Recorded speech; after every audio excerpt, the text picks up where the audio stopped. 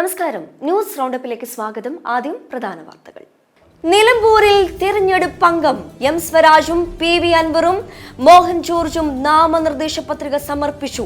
ഉപതെരഞ്ഞെടുപ്പിൽ UDF പൂർണ്ണ ആത്മവിശ്വാസത്തിലെന്ന് അടൂർ പ്രകാശ്. ജനകീയ പ്രതിപക്ഷ പ്രതിരോധ മുന്നണിയുമായി പി.വി. അൻവർ രൂപീകരിച്ചത് തൃണമൂൽ കോൺഗ്രസിന്റെ പിന്തുണയോടെ. കേരള കോൺഗ്രസിൽ നിന്ന് BJPയിലേക്ക് ആളുകൾ ഒഴുകിയെത്തുമെന്ന് സ്ഥാനാർത്ഥി മോഹൻ ജോർജ്. സംസ്ഥാനത്ത് വർണ്ണാഭമായി സ്കൂൾ പ്രവേശനോത്സവം. സംസ്ഥാനതല പ്രവേശനോത്സവം മുഖ്യമന്ത്രി പിണറായി വിജയൻ ആലപ്പുഴയിൽ ഉദ്ഘാടനം ചെയ്തു. രാജ്യത്ത് കോവിഡ് കേസുകൾ 4000-ലേക്ക്. 3961 ആക്റ്റീവ് കേസുകൾ. 24 മണിക്കൂറിനിടെ രാജ്യത്ത് 4 കോവിഡ് മരണം. കേരളത്തിൽ കോവിഡ് ബാധിതർ 1435 പേർ. വാർത്തകൾ വിശദമായി. പുതിയ മുന്നണിയുമായി പി.വി. അൻവർ. നിലമ്പൂർ ഉപതെരഞ്ഞെടുപ്പിൽ തൃണമൂൽ കോൺഗ്രസ് കേരള കൺവീനറായ പി.വി. അൻവർ മത്സരിക്കുക ജനകീയ പ്രതിപക്ഷ പ്രതിരോധ മുന്നണിയുടെ ലേബലിലായിരിക്കും. തൃണമൂൽ കോൺഗ്രസിന്റെ നേതൃത്വത്തിലായിരിക്കും മുന്നണിയുടെ പ്രവർത്തനം. തൃണമൂൽ കോൺഗ്രസിന് പുറമെയുള്ള വോട്ടുകൾ പാളയത്തിലേക്ക് എത്തിക്കുക എന്ന് ലക്ഷ്യമിട്ടാണ് മുന്നണി രൂപീകരണം. മൂന്നാം മുന്നണി രൂപീകരണം എന്ന വിശാല ലക്ഷ്യം കൂടി മുന്നിൽ കാണുന്നുണ്ട്. നിരവധി ചെറിയ സംഘടനകൾ മുന്നണിയുടെ ഭാഗമായേക്കും. കാർഷിക, തൊഴിൽ, വ്യാപാര, സാമൂഹിക, സാംസ്കാരിക സംഘടനകളുടെ താൽപ്പര്യപ്രകാരമാണ് മുന്നണിയുടെ കീഴിൽ മത്സരിക്കുക എന്ന തീരുമാനമെടുത്തതെന്ന് പി.വി. അൻവർ പറഞ്ഞു. അതിനിടെ LDF, UDF മുന്നണികൾക്കെതിരെ പി.വി. അൻവർ രംഗത്തെത്തി. നേതാക്കൾ കാട്ടിക്കൂട്ടിയ പലതിൻ്റെയും തെളിവുകൾ തൻ്റെ പക്കലുണ്ടെന്നും വേണ്ടി വന്നാൽ നിലമ്പൂർ അങ്ങാടിയിൽ TV വെച്ച് കാണിക്കുമെന്നും പി.വി. അൻവർ പറഞ്ഞു. പിണറായിസത്തിനെതിരെ നിൽക്കേണ്ട പ്രതിപക്ഷ നേതാവ് പിണറായിയോടൊപ്പം നിന്നു. ഹിറ്റ്ലറിനെ പോലെ VD സതീശൻ UDFനെ അടക്കി ഭരിക്കുകയാണ്. KC വേണുഗോപാലിന് പോലും ഒന്നും സാധിക്കുന്നില്ല. VD സതീശന്റെ നിലവിലെ റോൾ 2026 തെരഞ്ഞെടുപ്പിൽ തിരിച്ചടി ഉണ്ടാക്കും. അദ്ദേഹത്തിനെതിരെ കൈവക്കുന്നയാൾ നിലമ്പൂരിൽ UDF സ്ഥാനാർത്ഥിയായി മത്സരിക്കരുതെന്ന് ആഗ്രഹിക്കുന്നു. അൻവറിനെ ഒപ്പം കൂട്ടിയാൽ VD സതീശൻ നിയമസഭ കാണില്ലെന്ന് മുഖ്യമന്ത്രി പറഞ്ഞാൽ പിന്നെ എന്തു ചെയ്യും? പി.വി. അൻവർ ചോദിച്ചു. M5 news, Malappuram. നിലമ്പൂർ ഉപതെരഞ്ഞെടുപ്പിൽ തൃണമൂൽ കോൺഗ്രസ് നേതാവ് പി.വി. അൻവർ നാമനിർദ്ദേശ പത്രിക സമർപ്പിച്ചു. റോഡ് ഷോയ്ക്ക് ശേഷമാണ് നിലമ്പൂർ താലൂക്ക് ഓഫീസിൽ അൻവർ നാമനിർദ്ദേശ പത്രിക സമർപ്പിക്കാനെത്തിയത്. നിലമ്പൂർ ചന്തക്കുന്നിൽ നിന്നാണ് റോഡ് ഷോയുമായി അൻവർ എത്തിയത്. ഉപവരണാധികാരി നിലമ്പൂർ തഹസിൽദാർ MB ബിന്ദുവിന് മുൻപാകെയാണ് പത്രിക സമർപ്പിച്ചത്. തൃണമൂൽ കോൺഗ്രസ് നേതാവ് EA Sugu, auto driver Salahuddin, കർഷകൻ സജി, വഴിയോര കച്ചവടക്കാരൻ ഷബീർ എന്നിവർക്കൊപ്പം എത്തിയാണ് പത്രിക സമർപ്പിച്ചത്. LDF സ്ഥാനാർത്ഥി M സ്വരാജ് ഇന്ന് നാമനിർദ്ദേശ പത്രിക സമർപ്പിച്ചിരുന്നു. ഉപവരണാധികാരിയായ നിലമ്പൂർ തഹസിൽദാർ MP സിന്ധു മുമ്പാകെയാണ് നാമനിർദ്ദേശ പത്രിക സമർപ്പിച്ചത്. CPM പോളിറ്റ് ബ്യൂറോ അംഗം A വിജയരാഘവൻ, CPI സംസ്ഥാന assistant secretary PP Suneer MP, PK Sainaba, മന്ത്രി V അബ്ദുറഹ്മാൻ എന്നിവർക്കൊപ്പമാണ് പത്രിക നൽകിയത്. LDF പ്രവർത്തകരുടെ പ്രകടനമായി എത്തിയായിരുന്നു പത്രിക സമർപ്പണം. നാമനിർദ്ദേശ പത്രിക സമർപ്പിക്കുവാനുള്ള അവസാന തീയതി ഇന്നാണ്. BJP സ്ഥാനാർത്ഥി മോഹൻ ജോർജും നാമനിർദ്ദേശ പത്രിക സമർപ്പിച്ചു. UDF സ്ഥാനാർത്ഥി ആര്യാടൻ ഷൗക്കത്ത് കഴിഞ്ഞ ദിവസം നാമനിർദ്ദേശ പത്രിക സമർപ്പിച്ചിരുന്നു. പി.വി. അൻവർ കൂടി മത്സര രംഗത്തേക്ക് എത്തിയതോടുകൂടി സമീപകാലത്ത് രാഷ്ട്രീയ കേരളം കണ്ട വലിയ ഉപതെരഞ്ഞെടുപ്പ് പോരാട്ടമാണ് നിലമ്പൂരിൽ നടക്കുന്നത്. നാമനിർദ്ദേശ പത്രികകൾ സമർപ്പിക്കപ്പെടുന്നതോടെ പ്രചാരണ രംഗവും സജീവമാകും. M5 news, Malappuram. നിലമ്പൂർ ഉപതെരഞ്ഞെടുപ്പിൽ LDF സ്ഥാനാർത്ഥി M സ്വരാജ് നാമനിർദ്ദേശ പത്രിക സമർപ്പിച്ചു.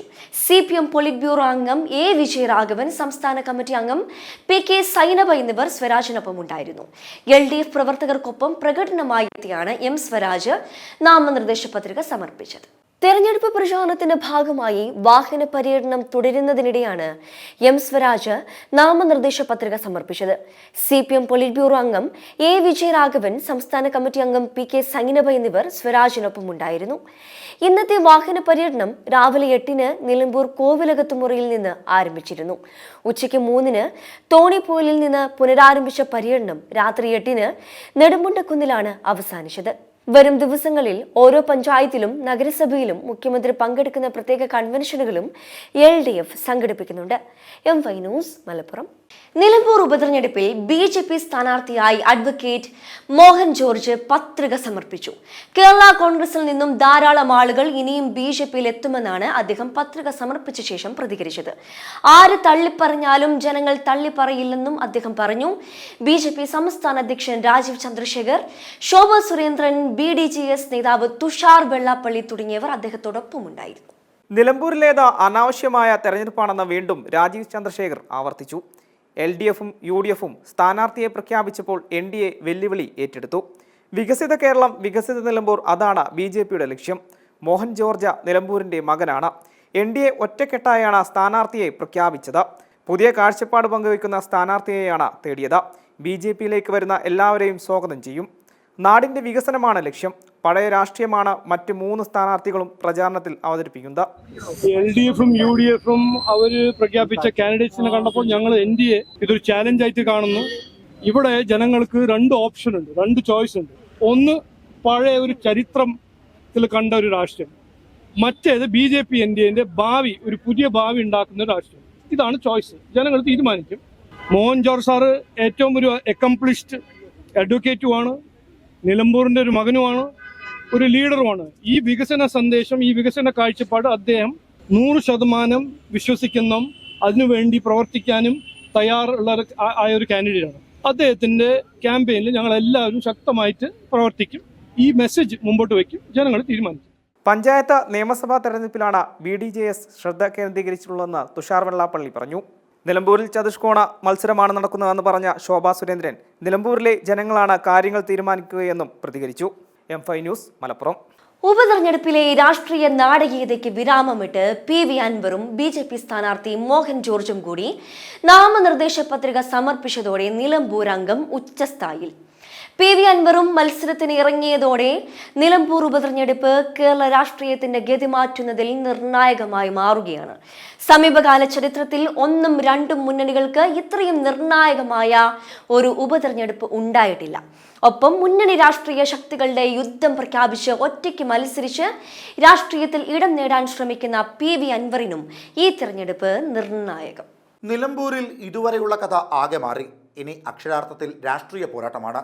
സർക്കാരിനും മുഖ്യമന്ത്രി പിണറായി വിജയനുമെതിരെ പരസ്യയുദ്ധം പ്രഖ്യാപിച്ചാണ് PV അൻവർ MLA സ്ഥാനം രാജിവെച്ചത്.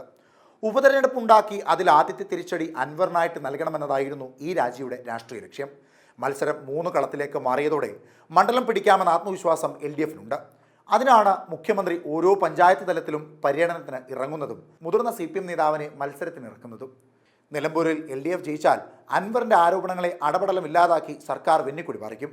LDF തോൽക്കുകയും അൻവറിൻ്റെ പിന്തുണയില്ലാതെ UDF ജയിക്കുകയും ചെയ്താൽ അത് ഭരണവിരുദ്ധ വികാരത്തിൻ്റെ അടയാളമായി വിലയിരുത്തപ്പെടും. സിറ്റിംഗ് സീറ്റിൽ മുഖ്യമന്ത്രി നേരിട്ടിറങ്ങി നടത്തിയ പോരിൽ ആത്യന്തികമായി പരാജയം മുഖ്യമന്ത്രിയുടെയും സർക്കാരിൻ്റെതുമാകും. അൻവറില്ലാതെ UDF ജയിച്ചാൽ അത് വരും യുദ്ധത്തിൽ ഇറങ്ങുവാനുള്ള ആവേശമായി മാറും. അതേസമയം അൻവർ ജയിച്ചാൽ അത് ചരിത്രമാകും. തോറ്റാൽ ആര് ജയിക്കുമെന്നത് പ്രധാനമാണ്. ജയിക്കുന്നത് LDF ആയാലും UDF ആയാലും അത് അൻവറിൻ്റെ രാഷ്ട്രീയ ജീവിതത്തിൻ്റെ കൂടി പതനമാകും. എന്നാൽ വോട്ടുകളിൽ വിള്ളലുണ്ടാക്കുകയെന്നതാണ് BJPയുടെ ലക്ഷ്യം. കേരള കോൺഗ്രസ് ജയനേതാവിനെ സ്ഥാനാർത്ഥിയാക്കിയതോടെ ക്രിസ്ത്യൻ ന്യൂനപക്ഷ വോട്ടുകൾ BJPയിലേക്ക് അടുപ്പിക്കാനാകുമെന്നതാണ് BJPയുടെ പ്രതീക്ഷ. News desk M5 news. Nilambur ഉപതെരഞ്ഞെടുപ്പിൽ UDF പൂർണ്ണ ആത്മവിശ്വാസത്തിലാണെന്ന് UDF convener Adoor Prakash. PV അൻവറിന്റേത് അടഞ്ഞ അധ്യായമാണെന്നും അടൂർ പ്രകാശ് നിലമ്പൂരിൽ വാർത്താ സമ്മേളനത്തിൽ പറഞ്ഞു. അൻവർ വിഷയത്തിൽ PK കുഞ്ഞാലിക്കുട്ടി ഉൾപ്പെടെയുള്ള ആളുകളുമായി കോൺഗ്രസ് ആശയവിനിമയം നടത്തിയെന്നും ലീഗിന് ഇക്കാര്യത്തിൽ ഒരു അസംതൃപ്തിയും ഇല്ലെന്നും അടൂർ പ്രകാശ് പറഞ്ഞു. കഴിഞ്ഞ തെരഞ്ഞെടുപ്പിൽ അൻവർ LDFിനൊപ്പമായിരുന്നു. അതുകൊണ്ട് തന്നെ വോട്ട് നഷ്ടപ്പെടാൻ പോകുന്നത് LDFിനാണെന്നും അദ്ദേഹം പറഞ്ഞു. VD സതീഷിനെ ഒറ്റപ്പെടുത്താൻ അനുവദിക്കില്ല. UDFിൻ്റെ സ്ഥാനാർത്ഥിയെക്കുറിച്ച് പറയാൻ പാടില്ലാത്ത പലതും അൻവർ പറഞ്ഞു. ഒരു സ്ഥാനാർത്ഥി എന്ന സാമാന്യ മര്യാദ പോലും അൻവർ കാണിച്ചില്ല. അൻവറുമായി ഇനി ചർച്ചയില്ലെന്നും അദ്ദേഹത്തിന് UDFുമായി സഹകരിക്കണമെങ്കിൽ സ്ഥാനാർത്ഥിത്വം പിൻവലിച്ചു വരട്ടെയെന്നും അടൂർ പ്രകാശ് വിശദീകരിച്ചു. മത്സരിക്കാൻ പല മേഖലയിൽ നിന്നും പണം വരുന്നു എന്ന് അൻവർ പറയുന്നത് അന്വേഷിക്കണമെന്നും അദ്ദേഹം ആവശ്യപ്പെട്ടു. M5 news, Malappuram. രാഹുൽ മങ്കൂട്ടത്തിനെതിരെ മുതിർന്ന CPM നേതാവ് എളമരം കരീം. രാഹുൽ മങ്കൂട്ടത്തിൽ PV അൻവറിനെ എന്തിന് കാണാൻ പോയി? VD സതീശനും പിണറായും തമ്മിൽ അന്തർധാര ഉണ്ടെന്ന് പറഞ്ഞാൽ ലോകം വിശ്വസിക്കില്ലെന്നും എളമരം കരീം പറഞ്ഞു. കഴിഞ്ഞ ദിവസം രാഹുൽ മങ്കൂട്ടത്തിലും PV അൻവറുമായുള്ള കൂടിക്കാഴ്ച പാർട്ടിക്കകത്തും പുറത്തും വലിയ രീതിയിലുള്ള രാഷ്ട്രീയ വിവാദങ്ങൾക്ക് കാരണമായിരുന്നു. അത്തരം വാഗ്വാദത്തിന്റെ ചൂട് കെട്ടടങ്ങുന്നതിന് മുൻപെയാണ് എളമരം കരീം മറ്റൊരു രാഷ്ട്രീയ വിവാദത്തിന് കൂടി തിരികൊളുത്തിയത്. യൂത്ത് കോൺഗ്രസ് സംസ്ഥാന അധ്യക്ഷനും MLAയുമായ രാഹുൽ മാങ്കൂട്ടത്തിൽ അർദ്ധരാത്രിയിൽ PV അൻവറിനെ വീട്ടിൽ ചെന്ന് കണ്ടത് ഒറ്റയ്ക്കായിരിക്കില്ലെന്നും പിണറായി വിജയനും VD സതീശനും തമ്മിൽ അന്തർധാരയുണ്ടെന്ന് പറഞ്ഞാൽ ലോകത്താരും വിശ്വസിക്കില്ലെന്നും എളമരം കരീം പറഞ്ഞു. കൂടാതെ നിലമ്പൂർ ഉപതെരഞ്ഞെടുപ്പ് മത്സരം LDFും UDFും തമ്മിലാണെന്നും PV അൻവർ മത്സരിക്കുന്നത് കൊണ്ട് LDFിന്റെ ഒറ്റ വോട്ട് പോലും നഷ്ടമാകില്ല എന്നുള്ള വാദവും അദ്ദേഹം ഉയർത്തി. M5 news Thiruvananthapuram. മുസ്ലിം ലീഗ് നേതൃയോഗത്തിൽ കോൺഗ്രസിന് രൂക്ഷ വിമർശനം. നേതാക്കളിൽ പലർക്കും ധിക്കാരമെന്നും അൻവറിന്റെ കാര്യത്തിൽ സതീശൻ അനാവശ്യ വാശി കാണിച്ചെന്നും വിമർശനം. PV അൻവറിനെതിരെയും യോഗത്തിൽ വിമർശനമുയർന്നു. VS ജോയിയെ സ്ഥാനാർത്ഥിയാക്കണമെന്ന് PV അൻവർ പ്രഖ്യാപിച്ചത് ശരിയായില്ലെന്നും ഒരു പാർട്ടിയുടെ സ്ഥാനാർത്ഥിത്വത്തിൽ PV അൻവറിന്റെ പരസ്യ ഇടപെടൽ പാടില്ലായിരുന്നുവെന്നും വിമർശനമുയർന്നു. തുടർച്ചയായി PV അൻവർ വാർത്താ സമ്മേളനം നടത്തി UDFനെ വിമർശിച്ചുവെന്ന് നേതൃയോഗത്തിൽ അംഗങ്ങൾ പറഞ്ഞു. അൻവർ തുടർച്ചയായി വാർത്താ സമ്മേളനം നടത്തുമ്പോൾ സമാനമായി വാർത്താ സമ്മേളനം നടത്തി കോൺഗ്രസ് വിഷയം കൂടുതൽ വഷളാക്കിയെന്നും വിമർശനമുയർന്നു. ലീഗ് പല ഘട്ടത്തിലും അൻവറുമായി ബന്ധപ്പെട്ട കാര്യങ്ങളിൽ സഹകരിപ്പിക്കാൻ ശ്രമിച്ചപ്പോഴും കോൺഗ്രസ് നേതൃത്വം അട്ടിമറിച്ചെന്നും അഭിപ്രായമുയർന്നു. രാഹുൽ മങ്കൂട്ടത്തിലിനെയും മുസ്ലിം ലീഗ് നേതൃയോഗത്തിൽ വിമർശിച്ചു. നേതൃത്വം തീരുമാനമെടുത്ത ശേഷം പാതിരാത്രി കൂടിക്കാഴ്ചയ്ക്ക് പോയത് UDFന് ആകെ നാണക്കേടായി എന്ന് അംഗങ്ങൾ അഭിപ്രായപ്പെട്ടു. അൻവർ മത്സരിച്ചാലും നിലമ്പൂരിൽ വിജയസാധ്യതയുണ്ടെന്നാണ് ലീഗ് യോഗത്തിലെ വിലയിരുത്തൽ. M5 news Malappuram. സംസ്ഥാന സ്കൂൾ പ്രവേശനോത്സവം ആലപ്പുഴ ജില്ലയിലെ കലവൂർ ഗവൺമെന്റ് ഹൈസ്കൂളിൽ മുഖ്യമന്ത്രി പിണറായി വിജയൻ ഉദ്ഘാടനം ചെയ്തു. വിദ്യാഭ്യാസ മന്ത്രി V ശിവൻകുട്ടി, കൃഷി വകുപ്പ് മന്ത്രി P പ്രസാദ്, സാംസ്കാരിക വകുപ്പ് മന്ത്രി സജി ചെറിയാൻ, MLA മാരായ U പ്രതിഭ, ദലീമ ജോജോ, മുഹമ്മദ് മുഹ്സീൻ MLA എന്നിവരും ചടങ്ങിൽ സന്നിഹിതരായിരുന്നു. മുഖ്യമന്ത്രി നിലവിളക്ക് കൊളുത്തിയാണ് പ്രവേശനോത്സവം ഉദ്ഘാടനം ചെയ്തത്. 44 ലക്ഷത്തോളം വിദ്യാർത്ഥികളാണ് ഇന്ന് വിദ്യാലയത്തിലെത്തിയത്. 1-ാം ക്ലാസ്സിലേക്ക് 2.5 ലക്ഷത്തിലധികം വിദ്യാർത്ഥികളെയാണ് പ്രതീക്ഷിക്കുന്നത്. സാമൂഹ്യബോധം വളർത്തുന്ന 10 വിഷയങ്ങളായിരിക്കും ആദ്യ 2 ആഴ്ച വിദ്യാർത്ഥികളെ പഠിപ്പിക്കുക. ലഹരി തടയുന്നത് ഉൾപ്പെടെയുള്ള വിഷയങ്ങളും പഠന വിഷയമാക്കും. കാലവർഷക്കെടുതിയെ തുടർന്ന് ക്യാമ്പുകൾ പ്രവർത്തിക്കുന്ന സ്കൂളുകൾക്ക് അവധി നൽകിയിട്ടുണ്ട്. കോട്ടയം, പത്തനംതിട്ട ജില്ലകളിൽ ദുരിതാശ്വാസ ക്യാമ്പുകൾ പ്രവർത്തിക്കുന്ന വിദ്യാഭ്യാസ സ്ഥാപനങ്ങൾക്കും കുട്ടനാട്ടിലെ വിദ്യാഭ്യാസ സ്ഥാപനങ്ങൾക്കുമാണ് ഇന്ന് അവധി. കോട്ടയത്ത് ദുരിതാശ്വാസ ക്യാമ്പുകളായി പ്രവർത്തിക്കുന്ന സ്കൂളുകളിലെ പ്രവേശനോത്സവം ക്യാമ്പ് അവസാനിക്കുന്നതിൻ്റെ അടുത്ത പ്രവൃത്തി ദിവസം നടത്താനാണ് നിർദ്ദേശം. പത്തനംതിട്ടയിൽ ദുരിതാശ്വാസ ക്യാമ്പ് പ്രവർത്തിക്കുന്ന 3 സ്കൂളുകളിൽ മാത്രമാണ് ഇന്ന് പ്രവേശനോത്സവം നടത്തിയത്. Balikamadom HSS Kuttoor, saint Thomas school Thirumoolapuram, government high school Koipuram തുടങ്ങിയ സ്കൂളുകളിലാണ് പ്രവേശനോത്സവം നടന്നത്. ക്യാമ്പ് പ്രവർത്തിക്കുന്ന മറ്റ് സ്കൂളുകൾക്ക് ഇന്ന് അവധിയായിരുന്നു. M5 news Alappuzha. കളികളെല്ലാം കഴിഞ്ഞ് കുഞ്ഞുങ്ങൾ ഇനി ക്ലാസ് മുറികളിലേക്ക്. പുത്തൻ ബാഗും ബുക്കുകളുമായി സ്കൂളിലെത്തിയ കുഞ്ഞുങ്ങളെ കരുതലോടെയാണ് അധ്യാപകർ വരവേറ്റത്. ഗവൺമെന്റ് LPS കോട്ടൺ ഹിൽ സ്കൂളിലെ പ്രവേശനോത്സവം ഉദ്ഘാടനം ചെയ്യാനെത്തിയത് മുതിർന്നവർക്കും കുഞ്ഞുങ്ങൾക്കും ഏറെ പ്രിയങ്കരനായ മജീഷ്യൻ ഗോപിനാഥ് മുതുകാടാണ്. പിന്നെ പറയണോ പൊടിപൂരം. പുത്തൻ അധ്യയന വർഷത്തിൽ അക്ഷരമുത്തുകൾ കുറിക്കാനെത്തിയ കുരുന്നുകളോടൊപ്പം പാട്ടും കഥകളും മാജിക്കുകളും കാട്ടി കൂട്ടുകാരനായി മാറി ഗോപിനാഥ് മുതുകാട്. അതോടൊപ്പം കുട്ടിക്കുപ്പായവും പല വർണ്ണത്തിലുള്ള തൊപ്പികളും അണിഞ്ഞ് ചുണുങ്ങിയിരുന്ന കുരുന്നുകൾക്കും ഒപ്പമുള്ള മുതിർന്നവർക്കും പ്രചോദനമാകുന്ന വാക്കുകൾ പറയാനും അദ്ദേഹം ഇത്തവണയും മറന്നില്ല. പാട്ടും മാജിക്കുമെല്ലാം അവസാനം. ആദ്യം നമ്മൾ ജീവിതത്തിൽ പഠിക്കേണ്ട പാഠം പരാജയമാണ്. തോൽവികളിൽ നിന്ന് മാത്രമേ നമ്മൾക്ക് പാഠം പഠിക്കാൻ കഴിയൂവെന്നും നാം നമ്മെ തന്നെ ആദ്യം സ്നേഹിക്കണമെന്നും അതോടൊപ്പം മറ്റുള്ളവരെയും സ്നേഹിക്കാൻ പഠിക്കണമെന്നും അദ്ദേഹം പറഞ്ഞു. ഒരു കിളിക്കുഞ്ഞിന്റെ കഥ പറഞ്ഞാണ് കുഞ്ഞുങ്ങളോട് അദ്ദേഹം വാചാലനായത്. പ്രവേശനോത്സവത്തിന്റെ വിശിഷ്ടാതിഥിയായി വന്നത് Vazhuthacaud ward councillor advocate Rakhi രവികുമാറാണ്. M5 news Thiruvananthapuram. സംസ്ഥാനമൊട്ടാകെ സ്കൂളുകളിൽ പ്രവേശനോത്സവം നടന്നു കഴിഞ്ഞു. സംസ്ഥാന ശിശുക്ഷേമ സമിതിയുടെ ആസ്ഥാനമായ തിരുവനന്തപുരത്ത് നിന്ന് ഇക്കുറി സ്കൂളുകളിലെത്തിയത് 57 കുട്ടികളാണ്. ഇതാദ്യമായാണ് ഇത്രയും കുട്ടികൾ സ്കൂളിൽ പ്രവേശനം നേടുന്നത്. ഇവർക്ക് AR റഹീം MP ഉപഹാരങ്ങളും മധുരവും നൽകി സ്കൂളുകളിലേക്ക് യാത്രയാക്കി. സ്കൂൾ തുറന്ന് ആദ്യ ദിവസം അധ്യാപകർക്കെതിരെ പരാതി. മുടിവെട്ടിയത് ശരിയായില്ലെന്ന പേരിൽ 9-ാം ക്ലാസ് വിദ്യാർത്ഥിയെ അധ്യാപകർ ക്ലാസ്സിന് പുറത്ത് നിർത്തിയെന്നാണ് പരാതി. പത്തനംതിട്ട അടൂർ ഹോളി ഏഞ്ചൽ സ്കൂളിലാണ് സംഭവം.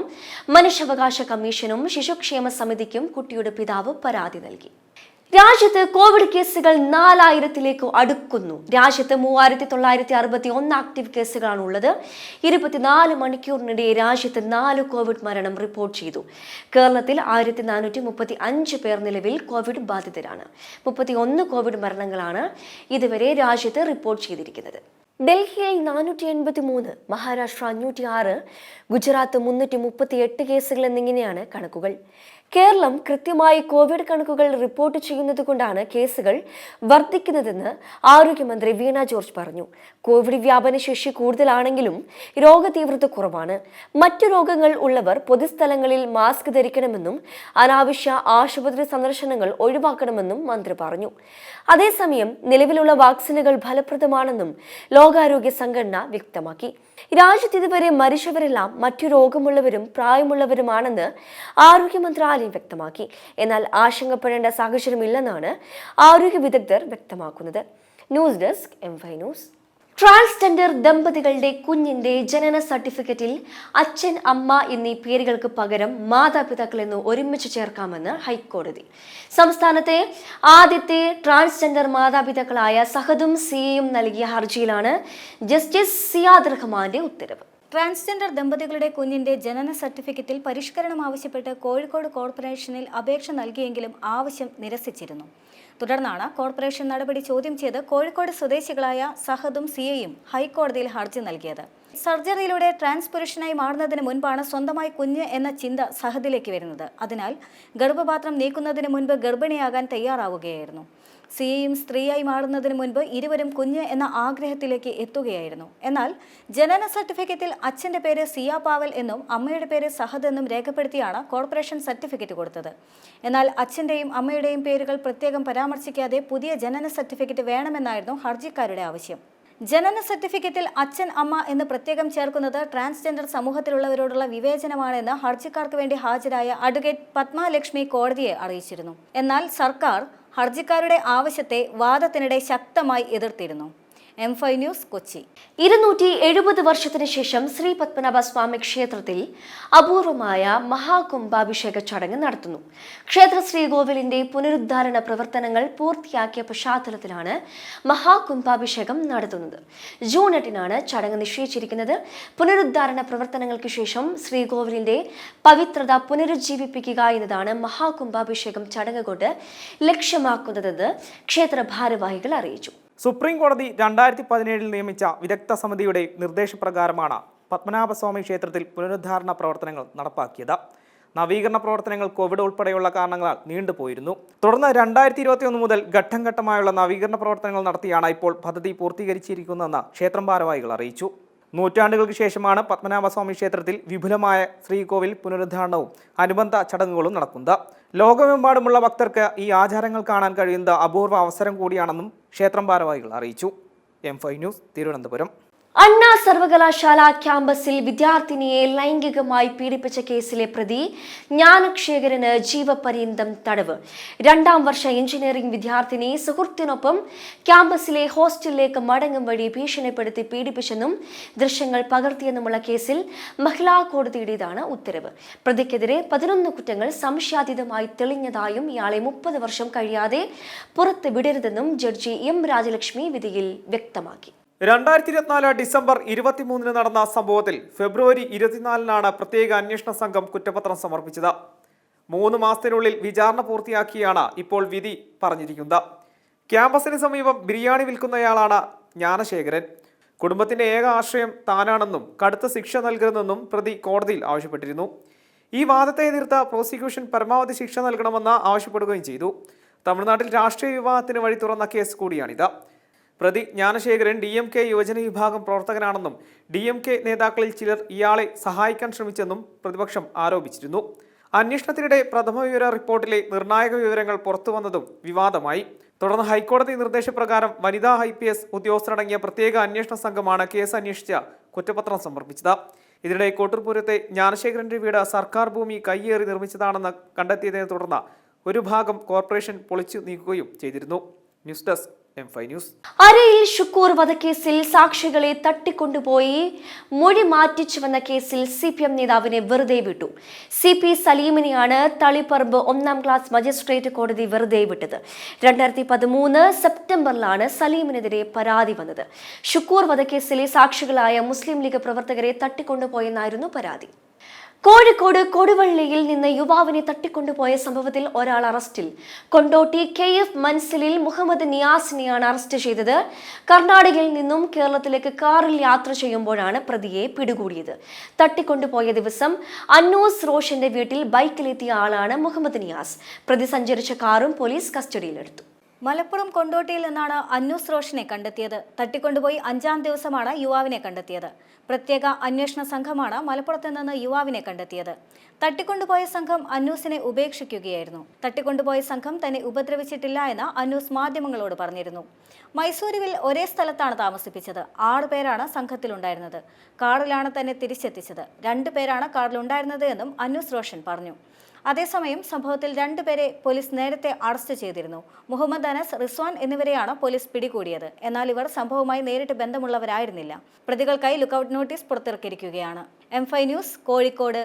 ആറളം ഫാം പുനരധിവാസ മേഖലയിൽ വീണ്ടും കാട്ടാന ആക്രമണം. ബ്ലോക്ക് 9-ലെ ജനവാസ കേന്ദ്രത്തിലെത്തിയ കാട്ടാന വീടിന്റെ അടുക്കള ഷെഡ് തകർത്തു. ഇന്ന് പുലർച്ചെ 12:30ഓടെയായിരുന്നു കൊമ്പനാനയുടെ ആക്രമണം. വളയംചാലിലെ രാജൻ ബിന്ദു ദമ്പതികളുടെ വീടിന്റെ അടുക്കള ഷെഡാണ് തകർന്നത്. വീടിന്റെ പിന്നിലെ പ്ലാവിൽ നിന്നും ചക്ക വീഴുന്ന ശബ്ദം കേട്ട് ഫാമിലെ സെക്യൂരിറ്റി ജീവനക്കാരൻ കൂടിയായ രാജനും മകനും പുറത്തിറങ്ങി നോക്കിയപ്പോൾ കൊമ്പൻ ഇവർക്ക് നേരെ പാഞ്ഞടുക്കുകയായിരുന്നു. 2 പേരും അടുക്കള ഷെഡ് വഴി ഓടി വീടിനകത്തേക്ക് കടന്നു. പിന്തുടർന്നെത്തിയ കാട്ടാന ഷെഡ് തകർത്ത് കലി തീർക്കുകയായിരുന്നു. വീട്ടിൽ രാജന്റെ പേരക്കുട്ടികളടക്കം 3 കുട്ടികൾ ഉൾപ്പെടെ 8 പേരായിരുന്നു ഉണ്ടായിരുന്നത്. ഷെഡ് തകർന്നിട്ടും പിന്മാറാതെ നിന്ന കാട്ടാനയെ രാജനും മകനുമടക്കം പടക്കം പൊട്ടിച്ചെറിഞ്ഞാണ് തുരത്തിയത്. അപ്പോഴേക്കും വിവരമറിഞ്ഞ RRT സംഘവും സ്ഥലത്തെത്തി. അടുക്കളയിൽ ഉപയോഗിക്കുന്ന പാത്രങ്ങൾ ഉൾപ്പെടെ കാട്ടാന തകർത്തതായി ബിന്ദു പറഞ്ഞു. M5 news, Kannur. നിലമ്പൂരിൽ വിൽപ്പനയ്ക്കായി കൈവശം വെച്ച 3 കിലോ കഞ്ചാവുമായി ഇതര സംസ്ഥാന തൊഴിലാളിയെ ഡാൻസ് ഓഫ് ടീം അറസ്റ്റ് ചെയ്തു. വെസ്റ്റ് ബംഗാൾ സൗത്ത് പർഗാന സ്വദേശി പിന്റു മണ്ഡലിനെയാണ് SI PJ ജയകൃഷ്ണൻ അറസ്റ്റ് ചെയ്തത്. നിലമ്പൂർ കല്ലേമ്പാടത്തുള്ള വാടക ക്വാർട്ടേഴ്സിൽ ഇന്നലെ രാത്രി 11 മണിയോടെ നടത്തിയ പരിശോധനയിലാണ് പ്രതി പിടിയിലായത്. ഇനി കാലാവസ്ഥ.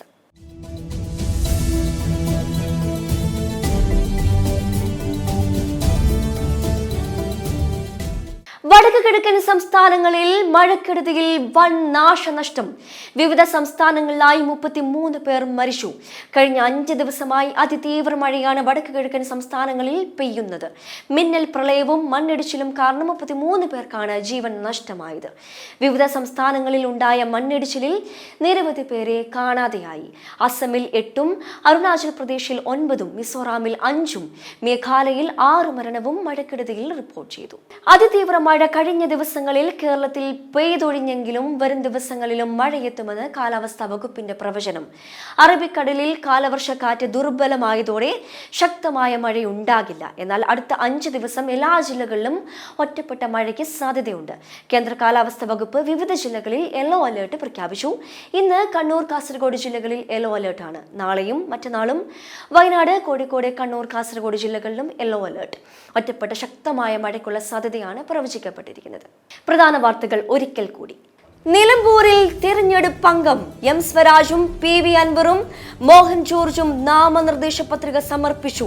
ഉപതെരഞ്ഞെടുപ്പിൽ UDF പൂർണ്ണ ആത്മവിശ്വാസത്തിലെന്ന് അടൂർ പ്രകാശ്. ജനകീയ പ്രതിപക്ഷ പ്രതിരോധ മുന്നണിയുമായി PV അൻവർ രൂപീകരിച്ചത് തൃണമൂൽ കോൺഗ്രസിന്റെ പിന്തുണയോടെ. കേരള കോൺഗ്രസിൽ നിന്ന് BJPയിലേക്ക് ആളുകൾ ഒഴുകിയെത്തുമെന്ന് സ്ഥാനാർത്ഥി മോഹൻ ജോർജ്. സംസ്ഥാനത്ത് വർണ്ണാഭമായി സ്കൂൾ പ്രവേശനോത്സവം. സംസ്ഥാനതല പ്രവേശനോത്സവം മുഖ്യമന്ത്രി പിണറായി വിജയൻ ആലപ്പുഴയിൽ ഉദ്ഘാടനം ചെയ്തു. രാജ്യത്ത് കോവിഡ് കേസുകൾ 4000-ലേക്ക്. 3961 ആക്റ്റീവ് കേസുകൾ. 24 മണിക്കൂറിനിടെ രാജ്യത്ത് 4 കോവിഡ് മരണം. കേരളത്തിൽ കോവിഡ് ബാധിതർ 1435 പേർ. ഇതോടെ ന്യൂസ് റൗണ്ട് പൂർണ്ണമാകുന്നു. നമസ്കാരം.